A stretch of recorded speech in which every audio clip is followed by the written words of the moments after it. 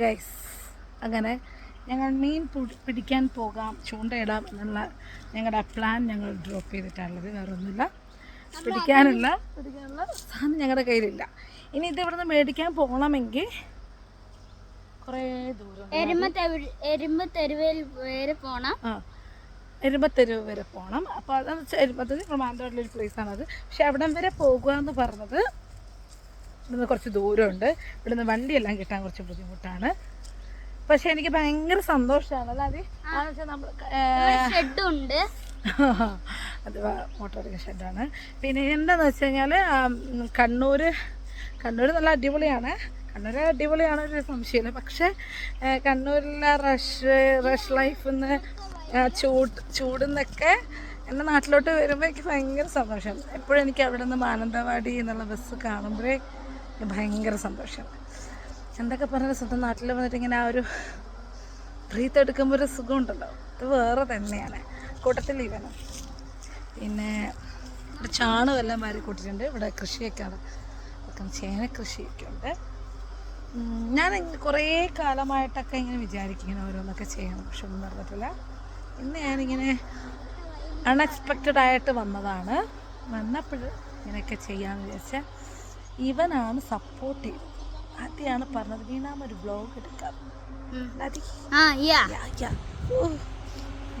നാളെ സ്കൂളിൽ പോകുന്നതിൻ്റെ ഒരു സന്തോഷം അവനെ കാണാനുണ്ട് അവൻ്റെ മുഖത്ത്. അല്ലാതെ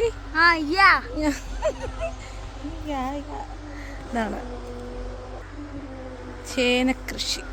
നമുക്ക് ഇറങ്ങാം, അങ്ങോട്ടേക്ക് അധികം പോകണ്ട. ഇവിടെയൊക്കെ ഉണ്ട്. ഇങ്ങനെ ഒരു ചെറിയ പാമ്പിൻ്റെ ശല്യമൊക്കെ ഉണ്ട്. ഞങ്ങൾ അങ്ങനെ ഒന്ന് പോലെ ഈ കുളത്തിലാണ് ഞങ്ങൾ. വേണ്ട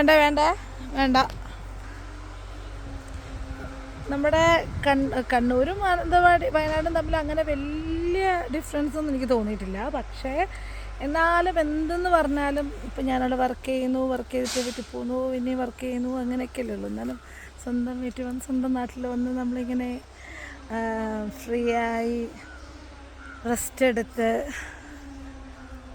ഫാമിലി മെമ്പേഴ്സൊക്കെ ആയിട്ട് ഇങ്ങനെ ഒരു ദിവസം ഇങ്ങനെ ഇരിക്കുമ്പോൾ അടിപൊളിയാണ്.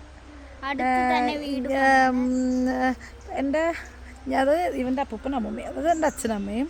അച്ഛനമ്മയും 2 വർഷത്തെ ഡിഫറൻസിനാണ് പോയത്. അപ്പോൾ അച്ഛനമ്മയും ഇല്ല. പക്ഷെ ഇല്ലാണ്ടായ ശേഷമാണ് ഞാൻ അധികം ഇങ്ങോട്ട് വരവൊക്കെ കുറഞ്ഞത്. എന്നിരുന്നാലും ഭയങ്കര മിസ്സിങ്ങാണ് എനിക്ക് അവിടെ നിൽക്കുമ്പോൾ, കണ്ണൂർ നിൽക്കുമ്പോൾ. വയനാട് എനിക്ക് ഏറ്റവും ഇഷ്ടമുള്ള സ്ഥലം എൻ്റെ Mananthavady, Wayanad. My place, my heaven, my everything. Breath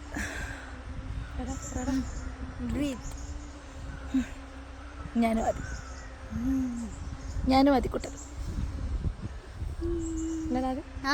ചേട്ടാ പറയും.